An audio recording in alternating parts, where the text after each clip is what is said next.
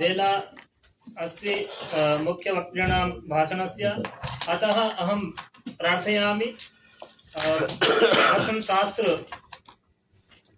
दर्शनशास्त्रपीठे जैनदर्शनविभागे सम्प्रति आचार्याः प्रोफेसर् वीरसागर जैन महोदयाः प्रार्थ्यन्ते मुख्यवक्तृभाषणार्थम्।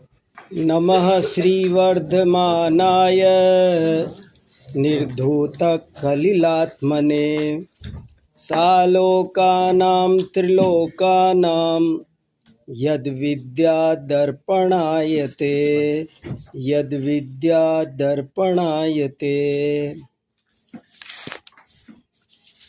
भारत की वसुंधरा वास्तव में रत्नगर्भा है। यहाँ एक से बढ़कर एक रत्न हुए हैं। हम रोज ही देखते हैं किसी न किसी महापुरुष की यहाँ पर जयंती होती है। महात्मा गांधी ने एक बहुत अच्छा वाक्य लिखा है,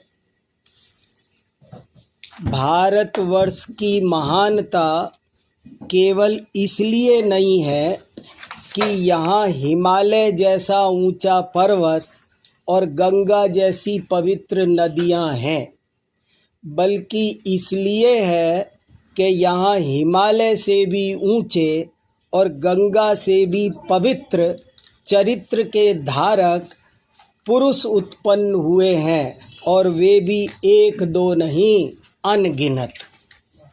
हिमालय ऊंचा है, गंगा पवित्र है, इसके कारण तो हमारा देश महान है ही, लेकिन हिमालय से ऊंचे और गंगा से भी ज़्यादा पवित्र चरित्र के धारक, हमारे देश में चरित्र की पूजा होती है। और ऐसे उच्च चरित्र के धारक यहाँ अनेक महापुरुष हुए हैं। उन्हीं महापुरुषों के विशाल समुदाय में भगवान महावीर भी एक विशेष रत्न है। आज उन्हीं की जयंती है और इसीलिए हमारा ये विश्वविद्यालय, हमारा ये दर्शन संकाय उनका पावन स्मरण कर रहा है।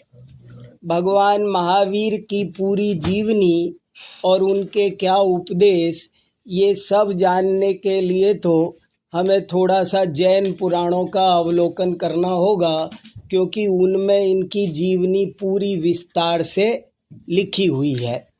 लेकिन मैं संक्षेप में उसमें से कुछ खास बात चुनकर आपके सामने रखना चाहता हूँ, और उसको जानने के लिए एक छोटी सी भूमिका के रूप में जरा सी जैन पुराणों की विशेषता जानना जरूरी है, ताकि ये विषय अच्छी तरह समझ में आ जाए। जैन दर्शन के अनुसार भगवान का अवतार नहीं होता है। ऐसा नहीं है कि महावीर भगवान पहले भगवान थे, जैसा अपने वैदिक परंपरा में माना जाता है कि यदा यदा ही धर्मस्य ग्लानिर्भवति भारत अभ्युत्थानमधर्मस्य तदात्मानं सृजाम्यहम्, कि जब धरती पर संकट होते हैं तब परमात्मा अवतार लेते हैं। जैन दर्शन की अवधारणा ये नहीं है। जैन दर्शन कहता है कि जो व्यक्ति एक बार परमात्मा बन जाता है, वो दोबारा इस संसार में जन्म मरण धारण करने के लिए आता नहीं है। यहाँ तो कोई भी जैन दर्शन के अनुसार जब तक हम ये बेसिक कंसेप्ट नहीं समझेंगे तो हमें भगवान महावीर की बात अच्छे से समझ में नहीं आएगी। इसलिए मैं रख रहा हूँ। जैन दर्शन के अनुसार प्रत्येक आत्मा बराबर है और शक्ति अपेक्षा हरेक में अपार शक्ति है। कोई भी आत्मा पुरुषार्थ करके परमात्मा बन सकता है। भगवान महावीर भी एक दिन हम और आप जैसे ही सामान्य व्यक्ति थे, सामान्य आत्मा थे, सामान्य जीव थे, और वे ही पुरुषार्थ करके अपने आप के राग द्वेष को दूर करके वे तीर्थंकर वर्धमान महावीर परमात्मा बन गए। और अगर हम जैन पुराणों का अवलोकन करते हैं तो उनकी ये कहानी केवल इस जन्म से प्रारंभ नहीं होती है, पिछले अनेक जन्मों से ये कहानी चलती है। जैन पुराणों में और वैदिक पुराणों में ये भी एक अंतर है कि वैदिक पुराणों में तो पीढ़ियों का वर्णन होता है कि राम के पिता दशरथ थे, दशरथ के पिता दिलीप थे, दिलीप के पिता रघु थे, रघु के पिता अज थे। ऐसे पीढ़ियों का चित्रण मिलता है। लेकिन जैन परंपरा में आत्मा की पीढ़ियों का चित्रण मिलता है। जैसे भगवान महावीर के पिता का क्या नाम, तो गुरुजी ने बताया कि सिद्धार्थ। लेकिन अगर अभी आपसे ये पूछूं मैं कि सिद्धार्थ के पिता का क्या नाम है, तो जैन पुराणों में भी ज़्यादा नहीं, और वो भी मिल जाएगा तो उनके पिताजी का क्या नाम है वो नहीं मिलेगा। लेकिन भगवान महावीर पिछले जन्म में क्या थे ये मिलेगा, उससे पिछले जन्म में क्या थे ये मिलेगा। मैं ये कहना चाहता हूँ कि जैन पुराण आत्मा के विकास की कहानी बताते हैं, किसी घराने के विकास की कहानी नहीं बताते हैं। घराने के विकास की कहानी एक दूसरी बात है, लेकिन यहाँ आत्मा के विकास की कहानी बताते हैं। और ये कहानी कहाँ से शुरू होती है, कम से कम एक दिन की घटना है वर्धमान महावीर के जीवन की, कि वे पिछले 10 जन्म पहले वे सिंह की पर्याय में थे, जंगल में शेर थे और एक हिरण को मार करके खा रहे थे। उसी समय दो बहुत बड़े आचार्य मुनिराज वहाँ उतर कर आए और उनके उपदेश से, उनके दर्शन से, उनके प्रवचन से, उनके सानिध्य से शेर को आत्मज्ञान होता है कि मैं शेर नहीं हूँ, शेर तो मेरी पर्याय का नाम है। जैन दर्शन के अनुसार ये शरीर हमारी पैकिंग है, हर आत्मा आत्मा है, कोई स्त्री पुरुष गधा घोड़ा ये तो वस्त्र के समान है, पैकिंग के समान है, आत्मा सब बराबर है। तो शेर को भी ये ज्ञान हुआ कि मैं वास्तव में शेर नहीं हूँ, मैं तो आत्मा हूँ। और जब उसे ये ज्ञान होता है तो वो मांसाहार का त्याग करता है, उसके जीवन में बहुत पवित्रता प्रकट होती है और उसके विकास की कहानी यहाँ से ये पहला पाठ है। भगवान महावीर के विकास का पहला दिन यहाँ से प्रारंभ होता है। और इस बात को मैं कभी ऐसे भी कहता हूँ कि जैन दर्शन केवल नर से नारायण बनने का मार्ग नहीं बताता है, बल्कि पशु से परमेश्वर बनने का मार्ग बताता है। जैन दर्शन कहता है कि नर तो नारायण बन ही सकता है, लेकिन अगर कोई पुरुषार्थ करे तो पशु भी परमेश्वर बन सकता है। भगवान महावीर का ये जीव जो शेर की पर्याय में था, धीरे धीरे अपना विकास करता है और विकास करके आज से ठीक 2622 वर्ष पहले चैत्र शुक्ला त्रयोदशी के दिन बिहार में वैशाली जिले में एक कुंड ग्राम नाम का नगर है, जो एक विशाल प्रजातंत्र का था और वहाँ पर राजा सिद्धार्थ राज्य करते थे। उनके घर में इस बालक का राजकुमार के रूप में इस वर्धमान का जन्म होता है। ये वैशाली के वर्णन पर भी अभी मैं बहुत सारी बातें आपको बता सकता हूँ। वैशाली एक बहुत समृद्ध नगर था, इसको विदेह कहते हैं और ये वही जगह है जहाँ राजा जनक रहते थे। और ये और भी इसका बड़ा सुंदर इतिहास है। इसके बारे में रामधारी सिंह दिनकर ने एक बात लिखी है। वैशाली में उस जमाने में राजा सिद्धार्थ राजा नहीं थे बल्कि प्रधानमंत्री थे। प्रधानमंत्री का मतलब है वहाँ पर गणतंत्र चलता था, जनतंत्र चलता, प्रजातंत्र वहाँ चलता था। और रामधारी सिंह की 4 पंक्तियाँ आप सबको ध्यान देने लायक है। उन्होंने लिखा है, बहुत अच्छी पूरी कविता है वैशाली पर उनकी, लेकिन उसमें से 4 पंक्तियाँ ध्यान देने लायक है। वैशाली जन का प्रतिपालक, गण का आदि विधाता, जिसे ढूंढता देश आज वो प्रजातंत्र की माता। रुको एक क्षण पथिक यहाँ, मिट्टी को शीश झुकाओ, राज सिद्धियों की समाधि पर फूल चढ़ाते जाओ। वो वैशाली ये भारत के संविधान में ये प्रकाशित है, आज भी मिलता है। भारत का संविधान अगर आप पुस्तक कहीं से भी खरीदेंगे तो एक ये चित्र उसमें छपा हुआ मिलता है। बहुत सारे चित्र हैं उसमें, उनमें एक चित्र ये भी है। और इस चित्र में ये लिखा हुआ है कि भगवान महावीर की जन्मभूमि में चल रहे प्रजातंत्र से प्रेरणा लेकर और भगवान महावीर के अहिंसा आदि सिद्धांतों से प्रेरणा लेकर हमारे देश ने स्वतंत्रता प्राप्त की और इस संविधान का निर्माण किया। ये इसमें लिखा हुआ है, आप कोई भी देख पढ़ सकते हैं। मेरा कहने का मतलब ये है कि राजकुमार वर्धमान ने एक सामान्य बालक के रूप में जन्म लिया, लेकिन वे एक चिंतक थे, वे एक बहुत अच्छे इंसान थे और उन्होंने इस बात पर सबको सोचने को विवश किया। ज़्यादातर जगह राजघरानों में ये परंपरा चली आती है।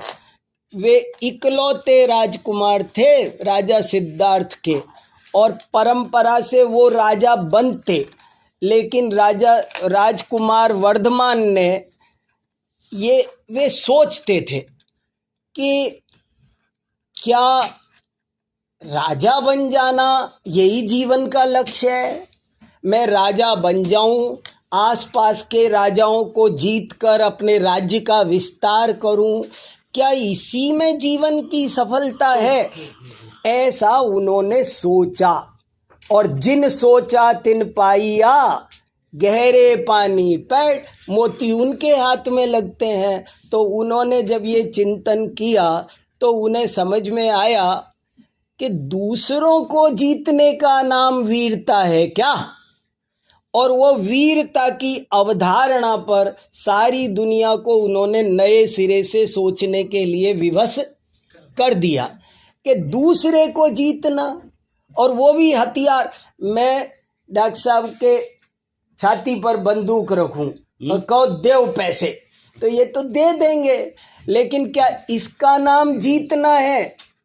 हम दूसरे को जीतें, वो भी हथियार के बल पर जीतें। भगवान महावीर ने कहा इसका नाम जीतना नहीं है, इसका नाम वीरता नहीं है, ये तो बल्कि कायरता है। अरे दूसरों को जीतने के लिए भी एक वाक्य बहुत अच्छा मिलता है शास्त्रों में। शस्त्रों से आप किसी को हरा तो सकते हो पर जीत नहीं सकते। जीतने के लिए तो प्रेम चाहिए। शस्त्रों से आप किसी को हरा तो सकते हो पर जीत नहीं सकते। किसी के हृदय के सिंहासन पर विराजमान होने के लिए तो प्रेम और अहिंसा चाहिए। तो उन्होंने वीरता की इस परिभाषा को, जो दुनिया में प्रचलित थी, लोग आपको ऐसे लोग तो इतिहास भरा पड़ा है, गद्दी हथियाने के लिए दुनिया तरस रही है। ऐसे लोगों की कमी नहीं है कि जिन्होंने पिता को मार कर भी राज्य हासिल किया है इनको तो अपने आप राज्य दिया जा रहा था, लेकिन फिर भी इन्होंने कहा कि दूसरे को जीतने का नाम वीरता नहीं है।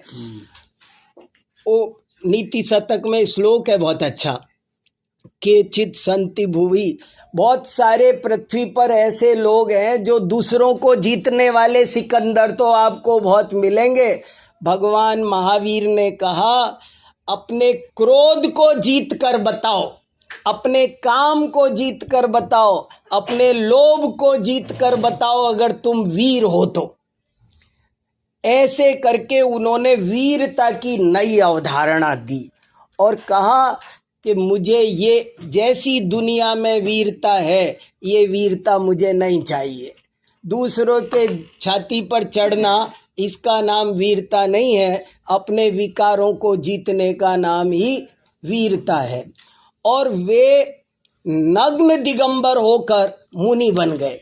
उन्होंने कोई वस्त्र, एक सोचो, उन्होंने शरीर पर एक धागा भी नहीं रखा और वन में चले गए साधना करने के लिए, ये समझने के लिए कि मैं कौन हूँ, मेरा सच्चा स्वरूप क्या है और मेरे जीवन का क्या उद्देश्य है, सुंदर जीवन क्या होता है।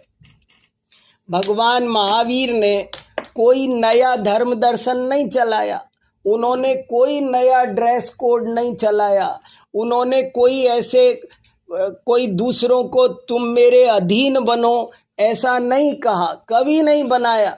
वे स्वयं संत थे और जो वस्तु का स्वरूप था उसे जानकर मानकर जो सुंदर जीवन की शैली हो सकती है वो उन्होंने स्वयं अपनाई और दूसरों से भी कहा। भगवान महावीर की ये सबसे बड़ी विशेषता है कि वो ये कहते थे कि मैं जो बात कह रहा हूँ वो बात भी तुम मेरे कहने से मत मानो, बल्कि तुम उसकी परीक्षा करो, समझो, और तुमको अगर वो लगता है कि अपने जीवन के लिए वो उपयोगी है तो तुम उसे स्वीकार करो। और उन्होंने हर चीज़ में, जैसा कि हमारे पीठाध्यक्ष जी अभी बता रहे थे कि उन्होंने अहिंसा की, चोरी की, सब चीज की बहुत सूक्ष्म व्याख्या की। वे एक बहुत बड़े आध्यात्मिक संत थे। केवल बाहर की बातों से बाहर के वैभव को वैभव समझना ये भारतीय परंपरा नहीं है। हम तो ज्ञान धन को धन समझते हैं, चरित्र धन को ही सबसे बड़ा धन समझते हैं। तो उन्होंने उसकी ओर विशेष ध्यान दिया और दूसरों का, लोगों का भी ध्यान दिलाया। अब जैसे अहिंसा की बात भी है, जैसे चोरी की बात बताई, ऐसे ही अहिंसा पर आप जानकर ताज्जुब करेंगे। आज भी कोई व्यक्ति उनके अहिंसा संबंधी विचारों को पढ़ता है तो आश्चर्यचकित हो जाता है कि इतनी सूक्ष्मता में जाकर के आप देखो, दूसरे को मारने का नाम हिंसा है। उन्होंने कहा ये तो बहुत स्थूल बात है, ये तो हिंसा है ही, दूसरे को मारने का ना, दूसरे को मारने का भाव करना ये भी हिंसा है। फिर कहा अभी ये भी हिंसा है, लेकिन अभी हिंसा और भी सूक्ष्म है। हिंसा किसी से द्वेष रखने का नाम तो हिंसा है ही, लेकिन भगवान महावीर ने कहा कि किसी से राग रखना भी, तीन लोक के किसी पदार्थ से राग रखना, ये जरा बहुत सूक्ष्म बात है और जल्दी से कितनों ही के गले उतरती नहीं है। क्यों? वैसे राग तो बहुत अच्छा है, प्रेम तो करना चाहिए सबसे, लेकिन भगवान महावीर ने कहा किसी भी चेतन या अचेतन पदार्थ के प्रति राग रहेगा तो राग ही द्वेष का कारण बनेगा। देखो, द्वेष का भी मूल कारण, इस वाक्य पर जरा ध्यान दिया जाए। भगवान महावीर कहते हैं कि द्वेष का भी मूल कारण राग है। द्वेष कैसे होगा? मान लो कोई व्यक्ति मेरी गाड़ी में कुछ खरोंच डाल रहा है, तो मुझे उस पर गुस्सा क्यों आएगा? मैं उसके थप्पड़ क्यों मारूंगा? क्योंकि मुझे गाड़ी से राग है। अगर मुझे गाड़ी से राग नहीं होता तो नहीं आता। द्वेष के भी मूल में किसी जीव की हत्या के मूल में द्वेष है, लेकिन द्वेष के भी मूल में राग है। इसलिए भगवान महावीर ने कहा वीतराग बनो। वीतरागता का नाम धर्म है। जहाँ राग है वहाँ आकुलता होगी ही होगी। पूर्ण शांति निराकुलता हो सकती नहीं है। ऐसे उन्होंने हर सिद्धांत में बहुत सूक्ष्मता में जाकर के उन्होंने कहा। उनका अनेकांत और स्यादवाद सिद्धांत भी क्या है, अगर देखा जाए तो वो एक इतनी बड़ी बात जो भारतीय संस्कृति की मूल बात है, वो ये कहता है कि विरोधी से भी प्रेम करो, विरोधी से भी द्वेष। अनेकांत सिद्धांत का क्या मतलब है? स्यादवाद सिद्धांत का क्या मतलब है? मैंने एक दिन कहा था एक व्याख्यान में कि भारतीय संस्कृति की अनेक विशेषताएं हैं। मैं सब गिना सकता हूँ, सब एक से बढ़कर एक है। लेकिन कोई मेरे से पूछे कि सबसे बड़ी विशेषता एक बताओ, तो मैं कहूँगा कि भारतीय संस्कृति की सबसे बड़ी विशेषता ये है कि यहाँ पर विरोधी से भी प्रेम किया जाता है, द्वेष नहीं किया जाता। जीवन्तु मे शत्रुगणा सदैव येषां प्रयत्नेन निराकुलोऽहम् यदा यदा मां भजते प्रमाद तदा तदा मां प्रतिबोधयन्ति। ये भारतीय संस्कृति है।